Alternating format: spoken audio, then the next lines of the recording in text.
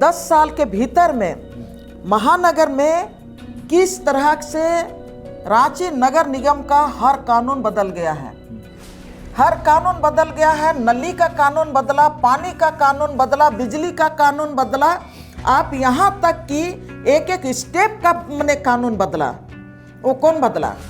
कई तरह का टैक्स आपको देना पड़ रहा है। आप जितना कमाते हैं उसका आधा कमाई में से आपको नगर निगम को टैक्स देते देते आपका झोली खाली हो जाता है। तंत्र तो विधानसभा चुनाव के समय भी था, समन्वय बनाकर चुनाव लड़े ना, लड़े थे उस समय कहाँ जनता के पास छोड़ दिए कि जनता जिसको समझे, जेएमएम को समझे या कांग्रेस, सब उम्मीदवार खड़ा कर देते। नहीं खड़ा किए। मैं मानती हूँ इस बात को। आम आदमी नहीं बोलता है। जो मैं बात बोल रही हूँ ना, वो आम आदमी नहीं बोलेगा। आम आदमी तो आज की तारीख में, देखिए, मैंने कभी इस तरह का राजनीति नहीं देखी थी।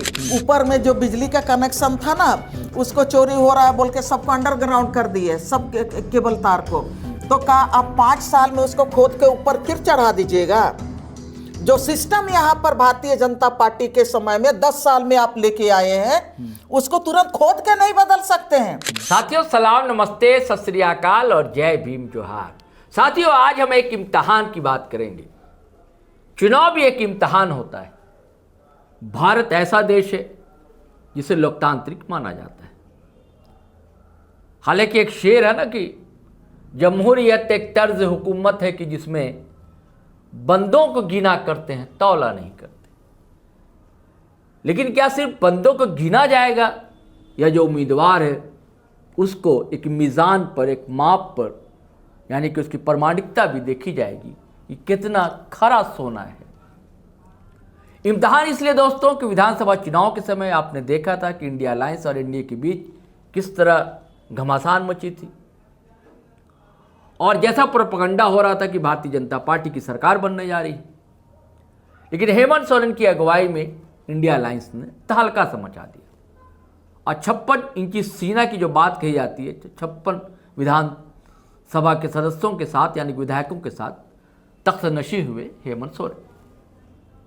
तो वो खार खाए बैठी है भारतीय जनता पार्टी, और वो चाहती है कि निकाय चुनाव में पटखनी आखिर दे दी जाए जेएमएम, कांग्रेस, आरजेडी या लिफ्ट के प्रत्याशियों को।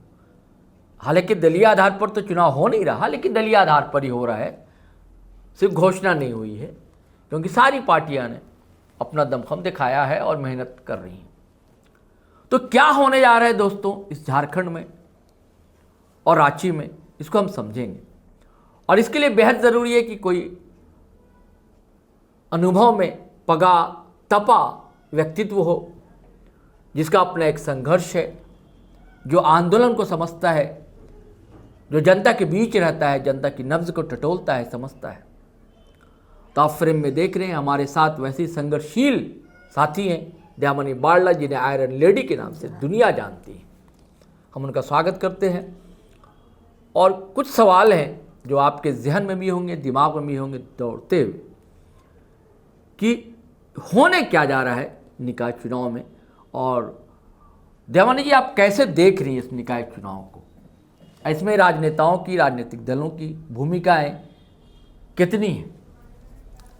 हाँ, सबसे पहले मैं जीटी रोड को धन्यवाद देना चाहती हूँ कि अभी जिन सवालों की ज़रूरत है और जिन सवालों के जवाब हम लोगों को तलाशने हैं जी, इस पर बात करने के लिए आपने आमंत्रित किया है। आपने जिस शहर से शुरू किया, सोना को तपने तपाने का और उनको पहचान करने की बात आपने कही, निश्चित रूप से मैं इस निकाय चुनाव को, मैं ही नहीं लेकिन ये सच्चाई है, ये निकाय चुनाव मात्र ये नगर निगम का चुनाव नहीं है। और नगर निगम का जो चुनाव है, इस चुनाव में सब कोई जान रहे हैं कि हम लोग झारखंड की राजधानी रांची महानगर में हम लोग हैं, और रांची महानगर में पहले 52 वार्ड, 53 वार्ड, 55 वार्ड थे। अभी इसको 53 वार्ड में मैंने लाया गया है। जी। और ये 53 वार्ड में एक महापौर का चुनाव भी होने वाला है। जी। और ये जो महापौर का चुनाव होगा, या तो जितने भी आपका नगर निकाय में जो वार्ड पार्षद बन के आएंगे, जी। वो ये चुनाव महत्वपूर्ण चुनाव है। और महत्वपूर्ण चुनाव इसलिए है कि ये झारखंड की राजधानी है, और झारखंड की राजधानी होने के नाते यहाँ झारखंड की राजधानी का ये जो चुनाव ही राज्य का दिशा और दशा भी तय करता है। जी। सबको जानते हैं कि राज बनने के बाद यहाँ चुनाव आपका 2008 में पहला चुनाव हुआ। उसके पहले सभी जगह चुनाव हुआ था, लेकिन ये इसमें कई चीज़ें थी। एक तो पहला कि आदिवासी राज होने के नाते, 5वीं अनुसूची के क्षेत्र में होने के नाते इसका शुरुआती दौर में विरोध भी हुआ, समाज ने विरोध भी किया। अभी भी कुछ लोग विरोध करते हैं। अभी भी कुछ लोग विरोध करते हैं।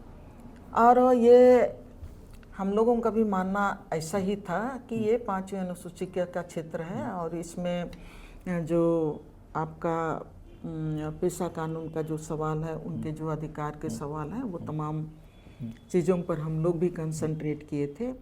लेकिन जब परिस्थितियां बदलती हैं, और परिस्थितियां बदलती हैं, राज का राजतंत्र बदलता है, और राजतंत्र बदलता है, तब ऐसे परिस्थिति में आपको एक जगह खड़ा रहने से कोई मतलब नहीं बनता है। अगर आप राजहित में सोचना चाहते हैं तो बदलती हुई परिस्थिति में अपने को, अपने राजहित में, अपने लोगों के हित में आपको निर्णय लेना पड़ता है। और ये जब पहला चुनाव हुआ, यहाँ नगर निकाय का चुनाव 2008 में, तो 2008 में भी पहला चुनाव हुआ, उसके बाद फिर 13 में हुआ, उसके बाद फिर अगला चुनाव हुआ 18 में हुआ, और ये आपका चौथा चुनाव है।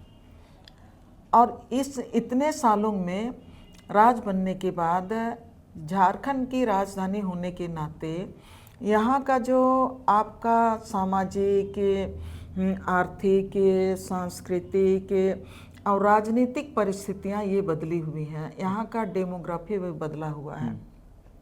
और ऐसे समय में जहाँ पर हम एक तरफ पिछले दिनों की बात करेंगे तो 2008 में हम लोगों ने उस समय भी, हमारे बड़े भाई ही कहेंगे बंधु तिर्की जी, उस समय झारखंड जन अधिकार मंच जो सामाजिक आंदोलनों से जुड़ा हुआ था, सामाजिक मुद्दों के लिए लगातार आंदोलन करता था, हम लोग भी उसमें जुड़े हुए थे।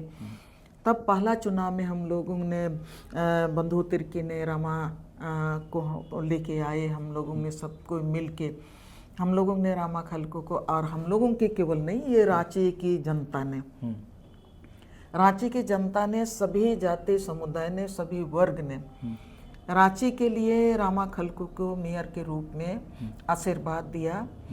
और रामा ने अपना 5 साल तक अपना कार्यकाल पूरा किया। उसके बाद 2 टर्म आप यहाँ पर देखेंगे कि आपका भारतीय जनता पार्टी के तरफ से आशा लकड़ा थी, वो अपना टर्म 3 टर्म की 2 टर्म अपना पूरा किए। उसके बाद अभी चुनाव हो रहा है। आज की तारीख में यहाँ का हर चीज़ बदला हुआ है।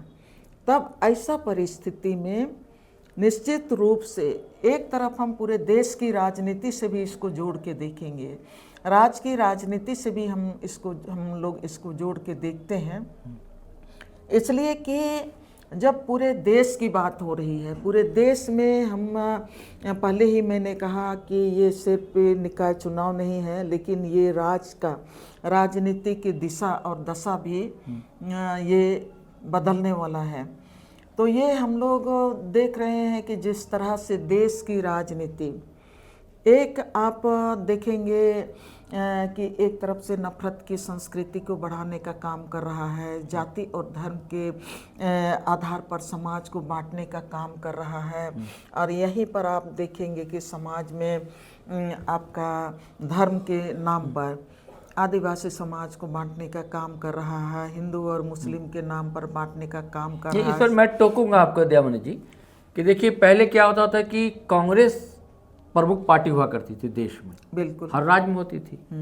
तो जितनी राजनीति होती थी वो गैर कांग्रेसवादी होती थी, बिल्कुल, है ना।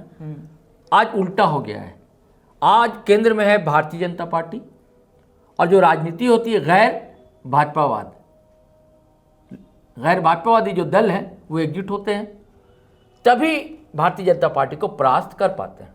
आपने विधानसभा चुनाव यहाँ देखा, इंडिया अलायंस के सारे घटक दल एकजुट हुए, आरजेडी, कांग्रेस, लेफ्ट, है ना, तब तो 56 विधायक आए जीत कर। अगर ये सारे दल अलग अलग चुनाव लड़ते तो फिर तो डिवीजन होता वोट का। नफरत की बात कीजिए, बांटने की बात कीजिए, आदिवासी भी बढ़ते, माइनॉरिटी भी बढ़ता, सभी बढ़ते, सब समाज का वोट बढ़ता। बिल्कुल। अब फिर जो भारतीय जनता पार्टी का कोर वोट है उसके साथ उसका प्रत्याशी जितना ज्यादा विधायक आते, तो आज तो वही स्थिति हो गई ना। सरकार चल रही है इंडिया अलायंस की, अगुवाई कर रहे हैं हेमंत सोरेन, और निकाय चुनाव में ठीक है दलीय आधार पर नहीं हो रहा है, लेकिन सारे दल के लोग तो एक दूसरे को अपने समर्थन का उम्मीदवार उतार दिए, और जेएमएम ने हर जगह उम्मीदवार उतार दिया, कांग्रेस समर्थित उम्मीदवार के खिलाफ उतारा। तो ये कैसे आदिवासी एकजुटता रहेगी, या कैसे समाज एकजुट रहेगा, या कैसे रमा खलको या और भी कई जगह, कहीं जेएमएम के या कहीं कांग्रेस के प्रत्याशी अगर समन्वय बनाकर चलते, इंडिया अलायंस चलता। देखिए एनडीए में समन्वय है, रोशनी खलको के खिलाफ कोई नहीं है, ना भाजपा का है कोई, ना जदयू का है कोई, ना लेफ्ट का है कोई, ये लेफ्ट तो है ही नहीं, लोजपा का है कोई, ना आछू का है कोई।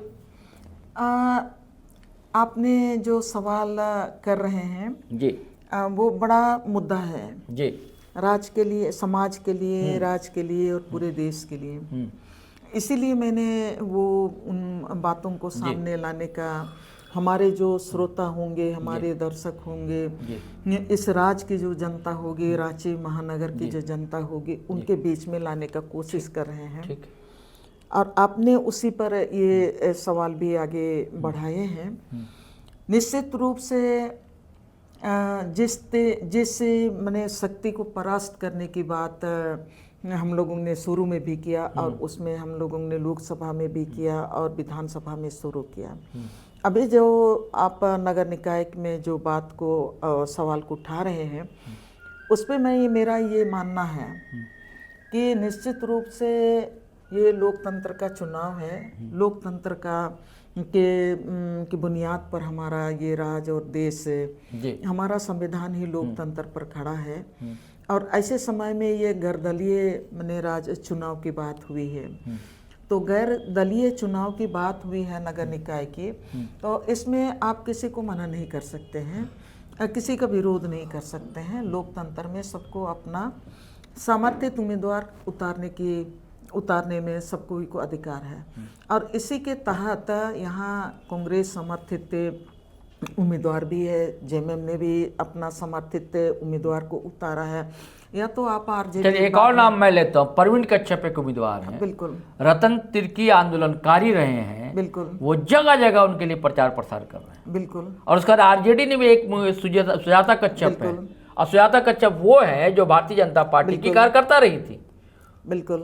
उनको आरजेडी ने, जो कि इंडिया अलायंस का घटक दल है ना, जिसके मंत्री भी एक हैं, वो समर्थन कर देता है। तो आपको तो वोट जो है एक ही है ना। मैं इसमें ये बात मैंने लाना चाहती हूँ कि वोटर्स हमारे एक ही हैं, वोटर्स हमारे एक ही हैं, और एक ही मैंने एक ही वोटर्स को, एक ही मतदाता को टारगेट करके सारे लोग चल रहे हैं जी। चाहे हम चल रहे हैं, आप चल रहे हैं, चाहे तो जो भी चल रहे हैं। मैं हम दोनों के जो चर्चा के माध्यम से अपनी बात जो रखना चाहती हूँ, और मेरी बात नहीं है, इस राज्य के लिए होगा, और यहाँ के जो आम जनता जो इस राज्य का जो शांति पसंद है, जो अमन पसंद है, और जो इस राज्य को जाति और धर्म के नाम पर बांटना नहीं, जो एकजुट करना चाहते हैं और जो उसके लिए दिन रात संघर्ष कर रहे हैं, मैं उनके साथ, मैं आपके साथ बात करने का मतलब मैं उनके साथ बात कर रही हूँ। बिल्कुल। तो लोकतंत्र में ये होता क्या होता है कि चुनाव में बहुत सारे खड़े होते हैं उम्मीदवार, सब कोई अपना उम्मीदवार खड़ा करते हैं, लेकिन यहाँ की जो महानगर की जनता, जो 53 वार्ड क्षेत्र की जो जनता है, उनको तय करना है, उनको तय करना है कि हमको कैसा जनप्रतिनिधि चाहिए, कैसा मेयर चाहिए, कैसा वार्ड पार्षद चाहिए, हम कौन हमारा जो वार्ड पार्षद होगा जो सभी जाति और धर्म को समेट के लेके जाएगा, कौन हमारा मेयर होगा जो हर जाति और धर्म को एक साथ एक नजर से समेट के ले चलेगा। नहीं, मुझको पूरा करने दीजिए। तो ये मतदाताओं का ये भूमिका बनता है, हर एक मतदाताओं को अपने लिए मेयर चुनना है, अपने लिए जनप्रतिनिधि चुनना है कि रांची का हमारा मेयर कैसा होगा, रांची का हमारा हर वार्ड का हमारा पार्षद कैसे होगा, कि हमारा ये रांची जो आज की तारीख में, मैं रोड में रहती हूँ, रोड में मैं बिजनेस करती हूँ, ठीक है, रोड में ही मेरा जीविका का तमाम चीजें जुड़ा हुआ है, और मैं अपने को मैंने इसलिए इंगित कर रही हूँ कि यहाँ की झारखंड के महानगर की जो जनता है वो 95% आपका जनता रोड में उनका जीविका चलता है। लेकिन हम लोगों को पता है, हमको पता है, आपको पता है कि 10 साल में, ये जो 10 साल के भीतर में महानगर में किस तरह से रांची नगर निगम का हर कानून बदल गया है, हर कानून बदल गया है। नली का कानून बदला, पानी का कानून बदला, बिजली का कानून बदला, आप यहाँ तक कि एक एक स्टेप का मैंने कानून बदला। वो कौन बदला, किनके काल में, कार्यकाल में बदला? नगर निगम में उस समय कौन मालिक था और किसने, मतलब यहाँ पर मैं दुकान चलाती हूँ तो मुझको पता है, सब कोई को पता है कि हाँ हम लोग स्वच्छ रांची के नाम पर हम लोग सारा चीज हम लोग देते हैं, हर आदमी इस बात को मानता है, लेकिन इसमें सारे लोग ये झेल रहे हैं, पैदल चलने वाला झेल रहा है, आपका दुकान चलाने वाला झेल रहा है कि आपको कई तरह के टैक्स आपको देना पड़ रहे हैं, कई तरह का टैक्स आपको देना पड़ रहा है। आप जितना कमाते हैं उसका आधा कमाई में से आपको नगर निगम को टैक्स देते देते आपका झोली खाली हो जाता है। तो ये कानून किसने लाया, ये सोचने की बात है। और आप जो कह रहे हैं, मैं तमाम जो ये रांची के महानगर के लोगों को मैं ये याद दिलाना चाह रही हूँ। नहीं, मेरा सवाल तो ये कि क्या वोट बटेगा नहीं? मैं वहीं पर जा रही हूँ, वोट निश्चित रूप से बटेगा, तो निश्चित रूप से बटेगा। तो ये दोषी कौन है सीधे सीधे, इसका कौन है? इसके लिए देखिए, हाँ, इसके लिए दोषी, जब आप गठबंधन की बात करते हैं, गठबंधन राजनीति की बात करते हैं, सरकार गठबंधन में चलाते हैं, यहाँ कभी बिखर जाते हैं आप, अपने अपने हम आ जाते हैं बीच में।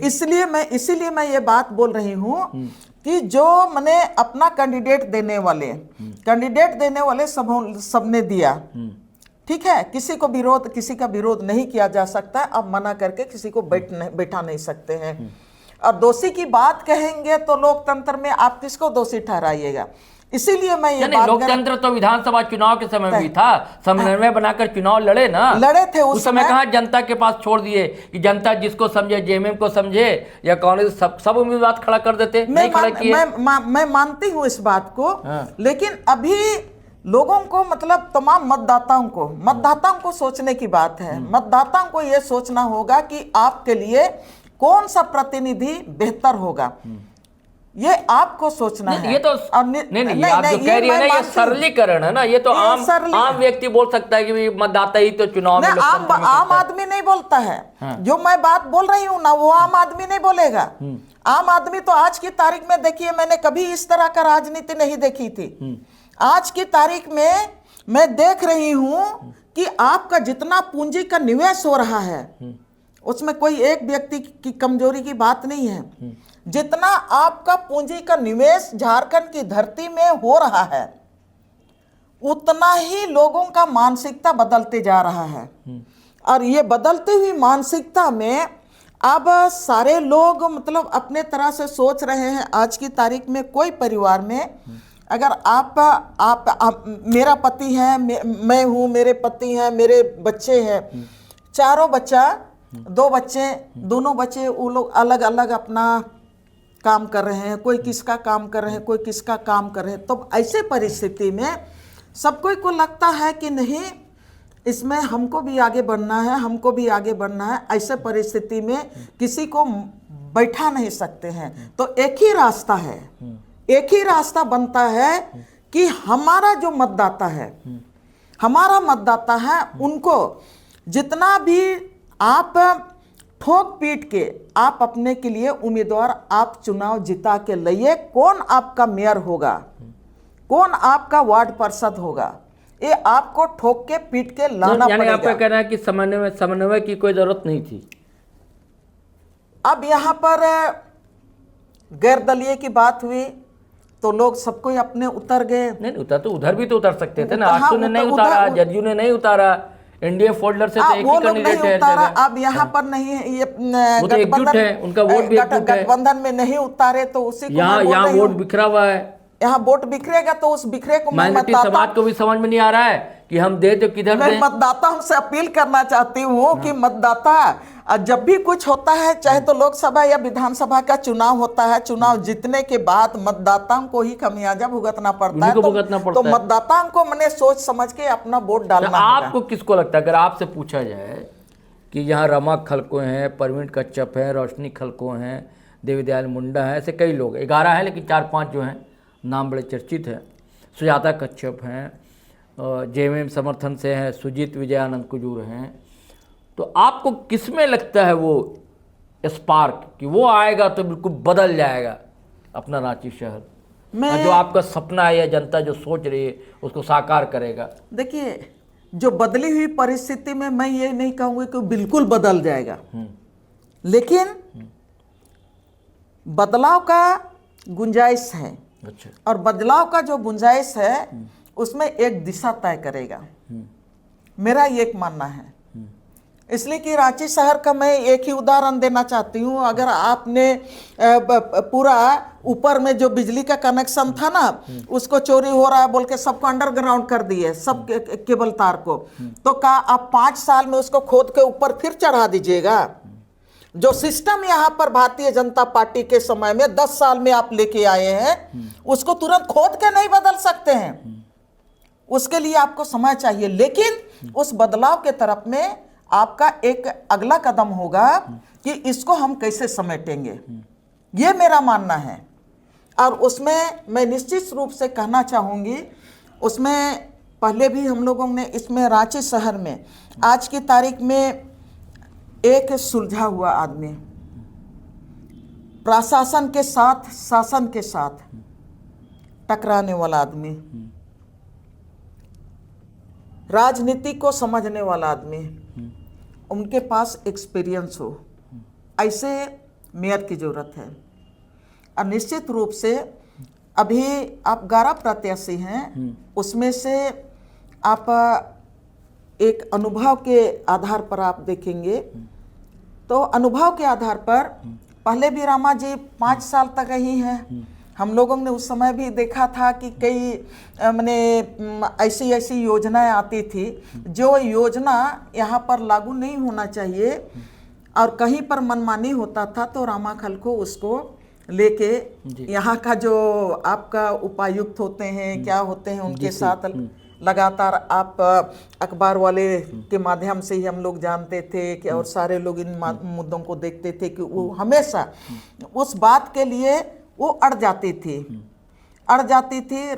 जहाँ पर काम नहीं हो रहा है वहाँ पर करने की भी कोशिश करती थी। तो निश्चित रूप से रामा जी के पास अनुभव है और उस समय शासन प्रशासन को भी जहाँ पर यहाँ योजनाओं का विकास का, कौन योजनाओं को लागू करना है, उन योजनाओं को लागू कराने की बात है तो शासन प्रशासन तो के आपका साथ सीधे भी कहना है कि उनको- रामाखल का अनुभवी हैं, बिल्कुल वो ठीक हैं, ये कहना है बिल्कुल। आपका।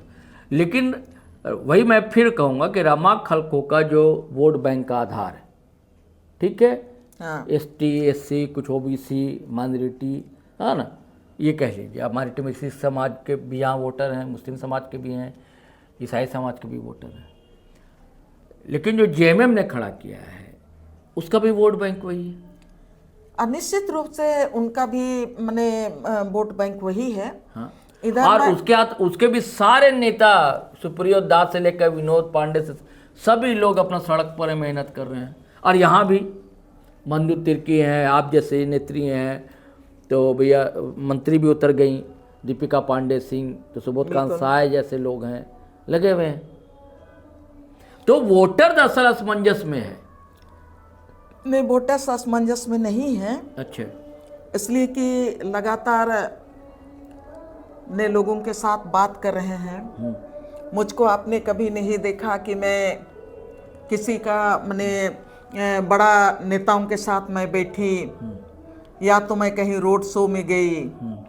मेरा जो अपने तरह का समझने का है, समझने की कोशिश में मैं लगातार लोगों के साथ संपर्क में हूँ। सारे लोगों तो का आप चिंता जमीन पर हैं दयामनी जी, तो आपको कैसा लग रहा है? आप क्या देख रहे हैं? मुझको यही है कि मतदाता समझदार हैं, मतदाता समझदार हैं, और मतदाता का कहना है कि हम लोगों को सुलझा हुआ व्यक्ति चाहिए, और सुलझा हुआ व्यक्ति चाहिए। उसमें अब आज की तारीख में पहली बार बहुत कोई आ रहे हैं, अब बहुत कोई अभी नए कम उम्र के लोग हैं। लोगों का ये भी कहना है कि जो कम उम्र वाले लोग को अनुभव लेने में अभी समय लगेगा, उनको मैंने अगला समय हम लोग समय दे देंगे अनुभव लेने के लिए। लेकिन अभी जब हम जहाँ पर दहलीज में खड़े हैं वहाँ पर हम लोगों को सुलझा हुआ प्रत्याशी चाहिए, और हम लोगों के लिए रामाखलको बेहतर है, लोगों का, आम लोगों का ये मानना है। लेकिन फिर अब अंतिम सवाल समझ लीजिए, एक आध सवाल और हो, वो ये है कि क्या JMM ने ऐसा जानबूझकर किया? क्या JMM को ऐसा लगता है कि कांग्रेस का कद ज़्यादा बढ़ ना जाए, ताकि JMM पैर पसारना चाहता है शिवराज में नहीं, कई स्टेट में भी, तो इसलिए भाई थोड़ा कंट्रोल किया जाए कांग्रेस को, इसलिए अपना उम्मीदवार खड़ा कर दिया, ऐसी चर्चा है, राजनीतिक पंडित भी कहते हैं। आपको क्या लग रहा है? क्योंकि आप कांग्रेस की नेत्री भी हैं। बहुत सारी चर्चाएं हैं और बहुत सारी चर्चाओं पर नहीं जाएंगे जी। लेकिन अगर यहाँ पर JMM का सुप्रीमो और हम इस राज्य का मुख्यमंत्री हेमंत सोरेन जी हैं। हेमंत सोरेन ने नहीं कहा कि ये हमारा समर्थित कैंडिडेट होगा JMM का, पूरी पार्टी कह रही है, वो पार्टी प्रेस कह रही- कॉन्फ्रेंस करके कहा जा रहा है। गजब हो गया। वो बड़े कद्दावर लीडर है सुप्रियो भट्टाचार्य। वो ठीक है। आपको पता नहीं है, जब बड़ा दिन हुआ था मिशनरीज वाला, हाँ। तो आज जिनको समर्थन दिया गया है, क्या नाम है, सुजीत कुजूर को, उन्होंने पूरा लाइनअप किया था, पूरी फोटो थी, जब फादर बिशप सबसे मिलने गए थे CM, और कल्पना जी भी गई थी। हाँ। देखिए, यहाँ तो सारे लोग मिल रहे हैं, सारे लोग मिल रहे हैं, गठबंधन में है तो JMM भी जाएगा, कांग्रेस है तो कांग्रेस भी जाएगा, RJD भी जाएगा, हम लोग भी जाते हैं। अब फोटो सबके साथ खिंचाएंगे। हाँ, वो अलग बात है, वो अलग, सुनिए, नहीं कह रहे हैं तो इसका मतलब ये नहीं, थोड़ी वो होता है। अलग बात है। लेकिन यहाँ के जो मतदाताओं की बात है, और इसमें सबको ही हमारे जैसे लोग, आप कभी हम लोग कभी कुर्सी में ना, हम लोग कुर्सी का दौड़ में रहे, लेकिन इस राज के लिए पूरा जिंदगी दिए। हाँ, बिल्कुल निसंदेह, इसमें तो दो मत ही नहीं है। हाँ। आज अपना घर हम लोग नहीं बना पाए, दो मत नहीं है इसमें। आज भी अपना रोजमर्रा का जिंदगी जी के ही हम लोग पेट भर रहे पता हैं। है। तो इसीलिए मैं बोल रही हूँ कि, और मतदाताओं पर इसीलिए बार बार मैं बात कर रही हूँ, और इसीलिए मैं हमेशा गली गली में लोगों के साथ जो समझने का, जानने का कोशिश कर रही हूँ, इसीलिए कि कल के दिन में, चलिए हमारे गठबंधन से कई मैंने, अरे एक बड़ी महत्वपूर्ण सवाल देखिए दिमाग में आ गया। जिस दिन सुजीत कुजूर की पार्टी का इनॉग्रेशन हुआ, सुप्रियो भट्टाचार्य भी थे, तो उन्होंने कहा कि जो प्रत्याशी स्थानीय अस्मिता को समझेगा, हाँ, जनता उसका ही चुनाव करेगी। तो क्या रमा खलको स्थानीय अस्मिता को नहीं समझती हैं? वो झारखंडी अस्मिता को थोड़ा बचा गए, स्थानीय अस्मिता, क्या स्थानीय अस्मिता? झारखंडी अस्मिता ही है ना स्थानीय अस्मिता, या आदिवासी अस्मिता है स्थानीय अस्मिता, क्या है? देखिए, स्थानीय अस्मिता का मतलब आज की तारीख में ना आदिवासियों में केवल है, महानगर की बात है। उसमें आप ये तो फिफ्थ शेड्यूल में वैसे भी आता है। देखिए ना, आप ये महानगर की बात है, तो क्या है आप नहीं, वही मैं बोलने जा रही हूँ। ये महानगर की बात है। आप इसमें सिर्फ आदिवासियों में बांध के नहीं रख सकते हैं, किसानों में बांध के नहीं रख सकते हैं, आप यहाँ मुस्लिम में केवल बांध के नहीं रख सकते हैं, लेकिन यहाँ पर हर जाति समुदाय और हर वर्ग को आपको बांधना होगा। वो यहाँ की एक का स्थानीय हुआ। और ये जो स्थानीय की बात है, ये एक राजनीतिक शब्द है। हम लोग तो स्थानीय बात कहते कहते हम लोग बुढ़ा गए, और हम लोग रोड में अभी भी मैं चाय बेच रही हूँ। इसीलिए मैं कह रहा हूँ क्या स्थानीय क्या है? अभी भी इस रांची शहर में 10 बजे रात को कोई महिला रोड में अपना दुकान चलाते मिलेंगी तो आपकी बहन मिलेगी। हाँ, तो है, ऐसे कहने की बात थोड़ी। हाँ, तो ये महानगर में तो क्या स्थानीय अस्मिता? फिर आपकी स्थानीयता का मतलब है यहाँ पर हर जाति, स्थानीयता नहीं, स्थानीय अस्मिता।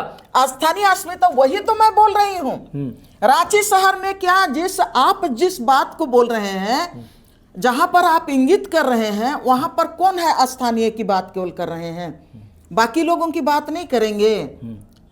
बाकी 53 वार्ड में, हाँ, करे ना, मैं कहाँ कह रहा हूँ, हाँ, 53 समझना चाहता हूँ। 53 वार्ड है। 53 वार्ड में कई ऐसे वार्ड हैं जहां पर आपका आदिवासियों का मैं देख रही थी अखबार के माध्यम से, हर वार्ड में 20,000 25,000 की आबादी है।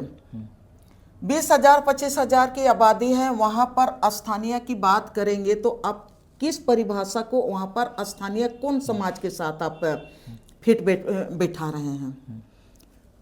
53 वार्ड में कहीं पर आपका मुस्लिम आबादी है, कहीं पर आपका हिंदू समुदाय का आबादी है, कहीं पर आपका दलित समुदाय है, कहीं पर आपका आदिवासी समुदाय है। तो 53 वार्ड मिला के ना, सबका आबादी मिला के ना आप स्थानीयता की बात करेंगे।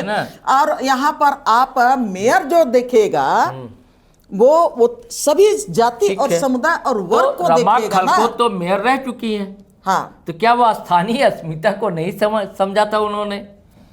अब उनकी बात है, अब उनकी बात, उनके नजर में कौन सा स्थानीयता है वो तो मैं नहीं कह सकती हूँ, लेकिन हम लोगों का जो आज की बात नहीं कर रहा हूँ, और जगह भी आप देखिए, हर जगह जेएमएम ने समर्थन दे दिया है। तो क्या इससे जो है कांग्रेस समर्थन वाले प्रत्याशी को नुकसान नहीं होगा क्या? ये समझना चाहता हूं मैं सीधे सीधे। देखिए, थोड़ा बहुत निश्चित रूप से होगा। हाँ, थोड़ा बहुत निश्चित रूप से होगा, लेकिन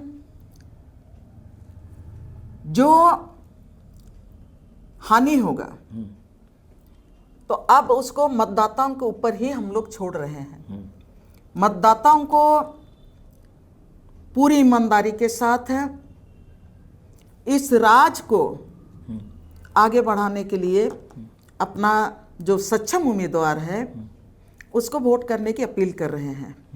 और हम लोग तो पहले भी हम लोग रमा खलको को जिता के लाए हैं, तो निश्चित रूप से। और अभी आपको लग रहा है कि रमा खलको पछाड़ देंगी रोशनी खलको को और सुजीत कुजूर को? देखिए, मैं राजनीतिक भाषा केवल नहीं बोलूंगी, रमा खलको के मतदाता उनको पछाड़ेंगे। अच्छा, रमा खलको के मतदाता रमा खलको का जो काम को, कल मैं घूम रही थी 16-17 क्षेत्र में, आज तक मैंने ये जाना नहीं था जिस तरह से वहाँ लोगों ने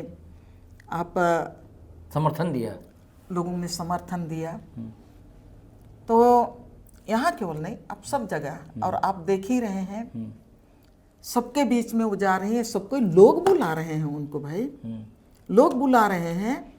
तो यहाँ आप बार बार मुझको ये बुलवाने में लगे हुए हैं कि स्थानीय कौन है।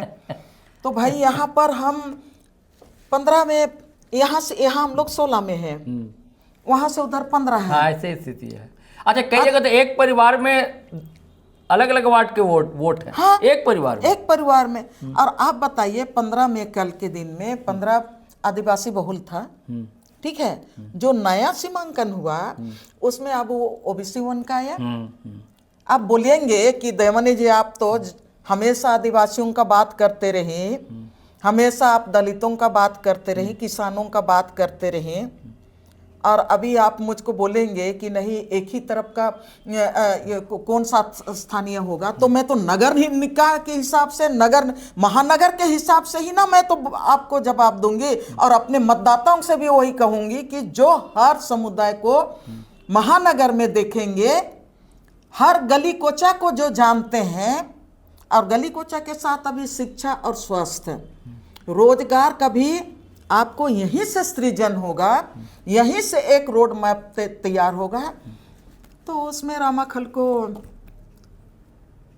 कहीं से भी आप संदेह नहीं कर सकते हैं, बिल्कुल 20 है। चलिए साथियों, दयामणि जी का कहना है कि सिर्फ रमाखल को ही नहीं, उनके वोटर जो उनके चाहने वाले हैं, विरोधियों को पछाड़ देंगे। अब देखिए रिजल्ट सब कुछ बताएगा, लेकिन बहुत ऐसी बातें हैं उसे पचा गई, दयामणि जी बोल नहीं पाई। भाई पार्टी से जुड़ी हुई है, कांग्रेस से, कांग्रेस अलायंस में शामिल है, ये कारण मैं समझ सकता हूँ। चलिए साथियों, चलते हैं, फिर हम नए वीडियो के साथ हाजिर रहेंगे। लेकिन आपसे गुजारिश है कि अगर आपने हमारा चैनल सब्सक्राइब नहीं किया तो कर लीजिए। और दयामणि जी आपका आभार, शुक्रिया आने का। और वीडियो हमेशा की तरह शेयर कीजिए, लाइक कीजिए, कमेंट कीजिए। चलिए चलते हैं। जय हिंद, जय भारत।